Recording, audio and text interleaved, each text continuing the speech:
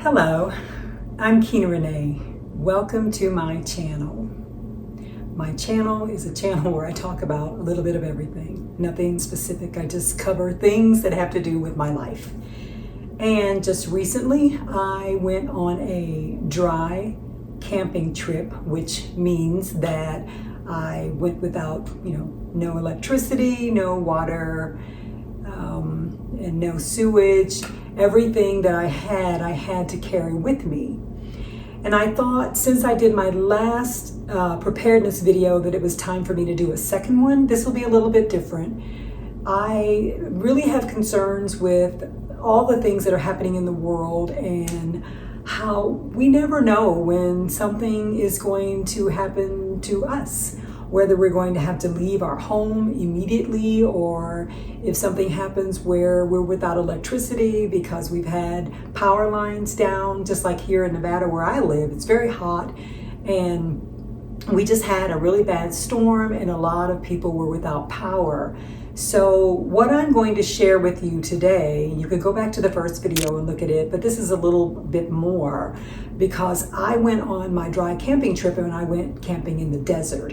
And so there was nothing out there except for the ground, and I had to bring everything with me. And so some of the things that I did bring, I don't have out here, and this is certainly not an organized anything. I just want to talk about what's in front of me. So there are some things that I did take with me that I don't have on the video, like my solar chargers, I have a Blue Eddy, I have a Jackery, I also have a for Patriots, and they're all bigger ways to charge things in case you need, electricity if your refrigerator goes out. Mine will handle my refrigerator, but they actually are portable, less than 40 pounds. So those are some things that I will probably be able to post later, but they're really awkward and heavy, and I just don't have the space for today.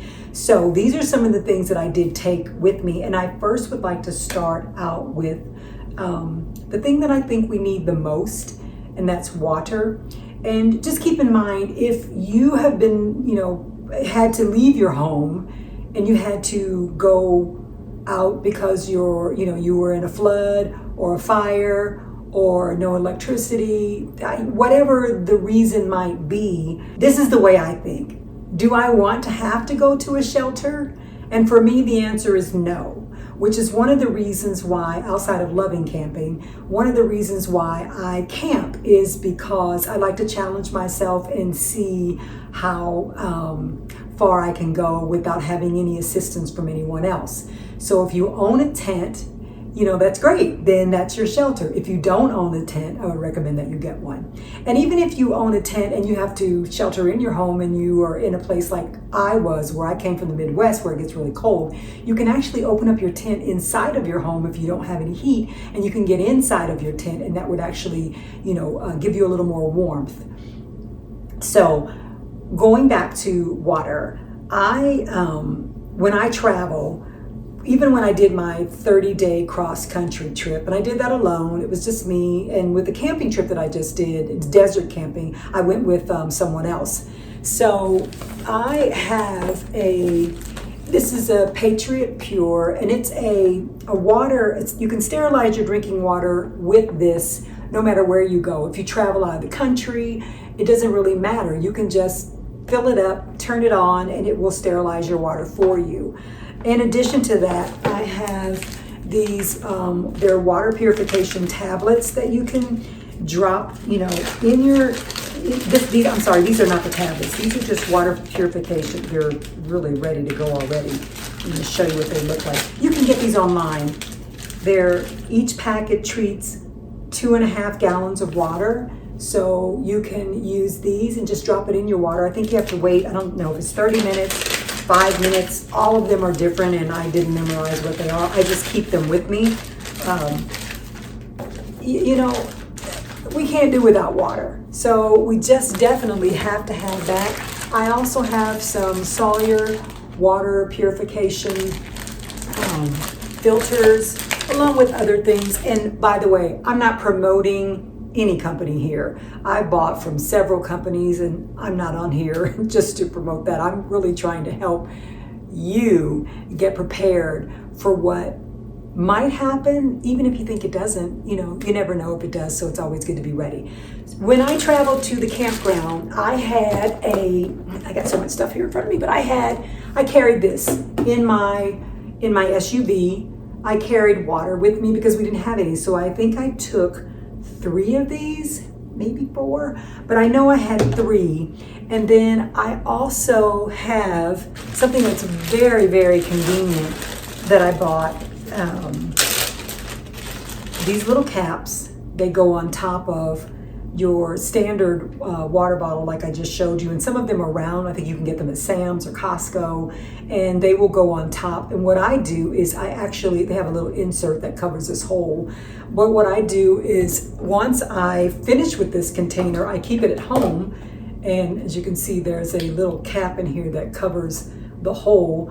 But what I do is I will fill it up with my water from the house, and then I have extra water in my garage that I can use for anything in case we're without electricity. I can flush the toilet, or I can use it for whatever else that I need. I could use it for just watering my plants, but it's just my regular faucet water. I don't drink that. And then I have this little gadget here and I took it camping, that you open up and you put it on top of the water bottle. It sits on top once the cap is off. It'll sit on top, and it has a little plastic hose that connects to this part, and it goes down into your water bottle, and you can actually turn it on, and it will disperse your water for you. Very, very convenient. I use it here at home if I have guests, if I need extra water, but I always take it with me when I go camping. So that covers the water, and I also have one more, almost covers the water. I have one more filter in here, a life straw that I keep in this container on the side of my backpack. I have 3 backpacks that I keep ready to go with all of these supplies, in exception to the larger things. And I keep them all with the exact same thing, or at least close to what's in each pack, so that if something happens to one pack, or if a person is with me and they're carrying a pack and it gets lost or falls into the river, whatever, then we still have the exact same thing left in the other packs that we need. So moving on, I covered hygiene in the preparedness video. So, basically that's your deodorants, your lotions, your cleaning supplies for your own personal needs. And I always carry washcloths inside of a plastic bag so that they are clean and sterile. I keep makeup removing cloths with me, antibacterial wipes, and toilet paper. I keep my toilet paper inside of a plastic bag just in case it gets water. I don't want to use wet toilet paper. I absolutely love these. Okay, so these Epic wipes are huge. They are probably, I'm thinking, let's see, does it tell you? It's over 2 feet long. So they are really big, and usually when I use them, I will take them and tear them in half, put the other half back in the bag, because I don't need the whole bag. But they're wonderful. This is probably my favorite. I've used several types, but I think I go back to this. It's a eucalyptus natural, and I think this is probably my go-to when it comes to using these type of wipes. And so I keep shampoo, even a bar of soap, and I also have liquid conditioners for hair, and I just do both. I keep both, and I keep them in separate bags. One bag might have liquids, one bag might have solids. Toothbrush, you need your floss. I keep all of that. Q-tips, everything. And on to potty time. I have these disposable bags. They're urine bags that you can actually use. But I do have a toilet, because when we went camping this last time, I have a shower room that it sort of sets up like a tent, but on one side it has the shower, and then on the other side you have your area for the toilet. So I always put, it has little holders for your toilet paper, your wipes, flushable wipes, or whatever it is that you use personally. And then on the other side where the shower is, you have to have a bag. So I purchased a long time ago a shower bag that you just fill with water and then sit it out in the sun, and the sun will warm the bag, and then you can take your shower. Well, we were desert camping. It was over 100 degrees. So, the shower came in handy because we were not at a lake this time. So anytime we got hot, we could just go, if we had our bathing suits on or if we had whatever, we just go get underneath the shower. I also had cooling towels that I keep with me as well. So these come in handy. And then for my toilet, we have these little, they're called poo gels, and you can put these down in your toilet, and they I don't know, they remind me of what's in a baby diaper, where they just sort of expand and absorb all the liquids. So they are really, really good. And it's the same thing that's in these disposable urine bags. It actually absorbs the liquid, and then you just zip the bag closed and throw it out. I always keep trash bags. Never know what you need those for. And then over here, I have tried to set aside all of my first aid. So I have a first aid kit. This is a first aid trauma kit. So it has a lot more than your standard first aid kit. And I won't go through all of that. Anything that I say on here, more than likely, if you want to know what's in a trauma kit, you can Google that, and you can find everything that they recommend that you put in a trauma kit. And then this is just a general first aid kit. It's nothing fancy, just has your basics in it. I always keep extra, I don't take the whole, but Tylenol in a bag. I have pain relieving lidocaine patches, Oragel, toothache. You never know what you need it for. It doesn't even have to be a toothache. Gums could just be sore, I don't know, whatever. I just keep all of that. I have more gauze and bandages. When my husband was very, very ill, we had to use these belts for, their safety belts for when he wasn't able to get up. So I kept all of his belts because, if you have to tie off anything, if there's somebody with a cut and you need to tie off because they're bleeding, these would work. So I have that, and of course, mask. I have N95, I think it is, a 94. I can't remember what they are, which ones we're supposed to have. I think they're N95. And I also have foot warmers and hand warmers. And you're probably wondering, why in the world would I have these in the desert? Well, first of all, our nights get really cold here, and where I live, it can actually get down to 20 degrees. But I don't have them just for that purpose, because I travel state to state, and I go back to the Midwest, and I just keep everything in my bag for any emergency, and not just here in Nevada. So I do have these. I keep Purell in every bag. There's some sort of hand sanitizers. I said Purell because this one is Purell, but not all of them are.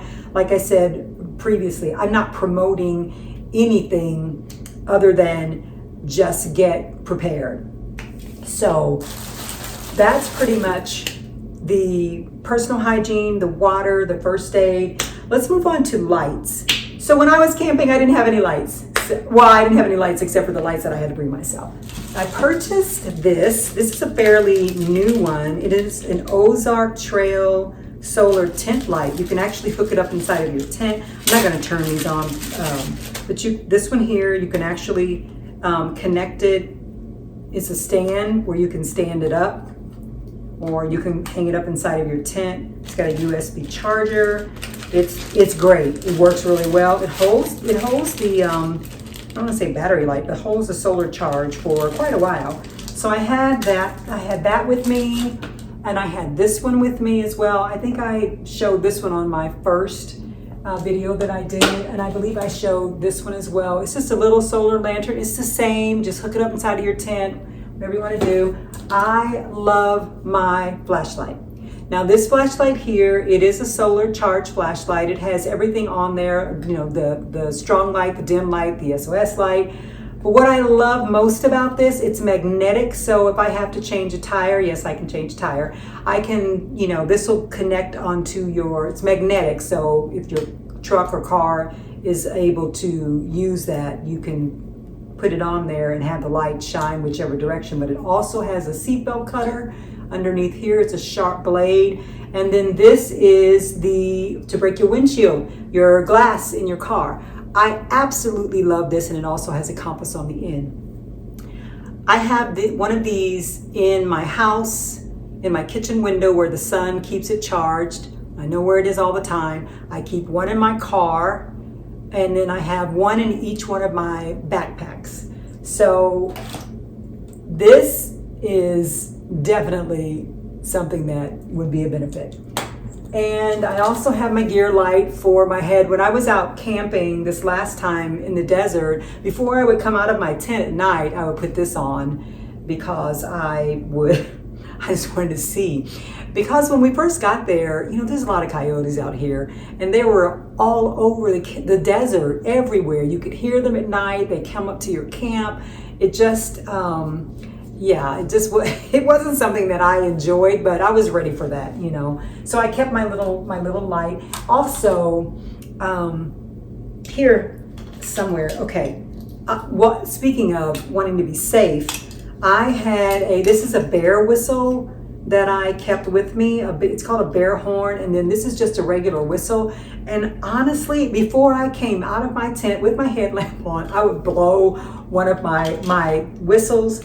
If it were late at night, I would just use I keep these with me. They really are for dogs. So if I walk my dog, I have a German Shepherd. If I walk my dog at night, sometimes these are good because they have a light on it, and it's a silent sound that the animals can hear. So before I would come out of my tent at night, sometimes I would just turn the light on this and then have my headlamp on, and I would use the silent sound to scare anything away. And then I would always carry my bear whistle with me, and I kept my axe with me as well. So when you're out desert camping, you want to make sure that you have anything that you might need to keep yourself safe or to do whatever it is that you need to do.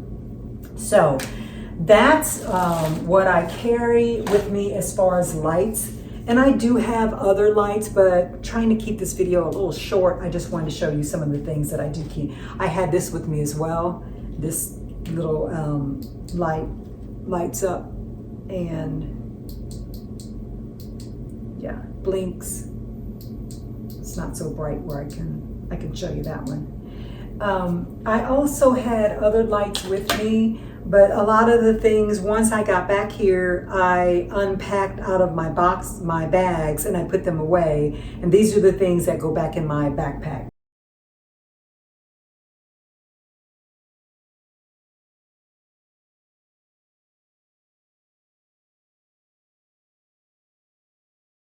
There's going to have to be a plan of action as far as what does it mean to not just build, what does it mean to not just keep the enemy out, to build the walls, what does it mean to survive within the walls in the culture of our community? Meaning, you're going to have to know how much food each of your families are going to have to survive, even if you're working together. You're going to have to know what foods you need to survive, even if you're working together. You're going to have to know what type of medicines, how much of that you're going to need to survive if you're working together.